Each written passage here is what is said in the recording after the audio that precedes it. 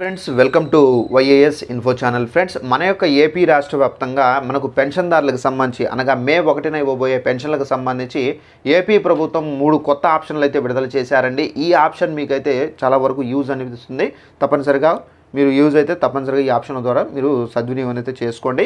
అయితే పెన్షన్లు అనేవి కొంతమందికి రద్దు చేస్తున్నారండి. మీ యొక్క పెన్షన్ అనేది రద్దు అయిందా లేదా చెక్ చేసుకోవాలంటే డిస్క్రిప్షన్లో లింక్ అనేది ప్రొవైడ్ చేస్తున్నాను. ఈ లింక్ పైన మీరు క్లిక్ చేస్తే వెబ్సైట్ అనేది ఓపెన్ అవుతుంది. ఓపెన్ అయిన తర్వాత మీ దగ్గర పెన్షన్ ఐడి కార్డు ఉంటుంది. ఆ ఐడి కార్డులో మీ యొక్క పేరు కింద పెన్షన్ ఐడి నెంబర్ అనేది ఉంటుందండి. ఆ పెన్షన్ ఐడి నెంబర్ అనేది మీరు కాపీ చేసి లేదంటే కనుక ఆ పెన్షన్ ఐడి కార్డు అనేది తీసుకుని మీరు బాక్స్లో ఎంటర్ చేసి సబ్మిట్ చేయండి. మీకు స్టేటస్ అనేది ఎలిజిబుల్ చూపిస్తే కనుక మీరు టెన్షన్ పడాల్సిన అవసరం అయితే లేదు.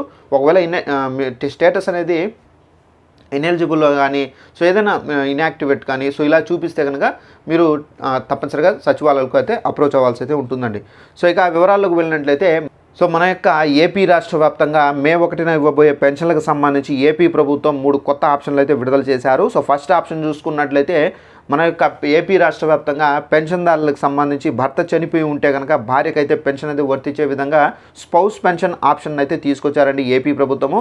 ఒకవేళ భర్త చనిపోయి ఉంటే కనుక తప్పనిసరిగా భార్య సచివాలయానికి వెళ్ళి వెల్ఫేర్ ఎడ్యుకేషనల్ అసిస్టెంట్ అని చెప్పేసి ఒక ఆఫీసర్ ఉంటారు.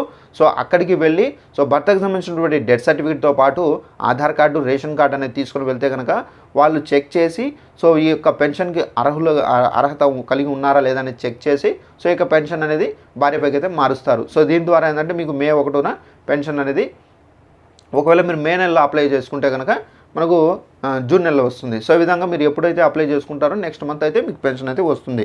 ఇక మనకు రెండవ ఆప్షన్ చూసుకున్నట్లయితే పెన్షన్దారులకు సంబంధించి చాలామంది ఒక ప్రదేశంలో ఉండి వేరొక ప్రదేశానికి వెళ్ళి మనకు అక్కడే పనులు చేసుకోవడము అక్కడే స్థిరపడి ఉంటారు. అలాంటి వాళ్ళు ఏంటంటే ప్రతి నెల పెన్షన్ కోసం ముందు ఎక్కడైతే ఉన్నారో అక్కడికి వచ్చి పెన్షన్ తీసుకొని మళ్ళీ అయితే వెళ్తారు.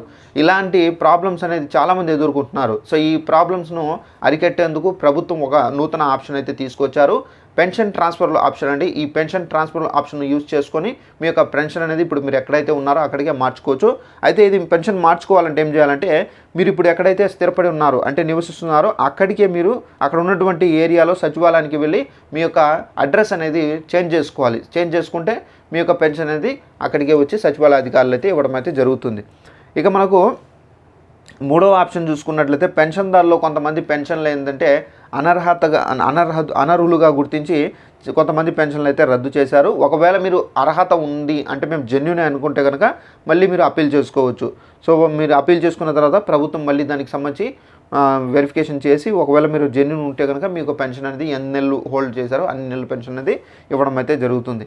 ఇదండి ఇన్ఫర్మేషన్. ఈ వీడియో నచ్చినట్లయితే లైక్ చేసుకొని ఛానల్ ఫాలో అవుతానండి. Thanks for watching this video. All the best.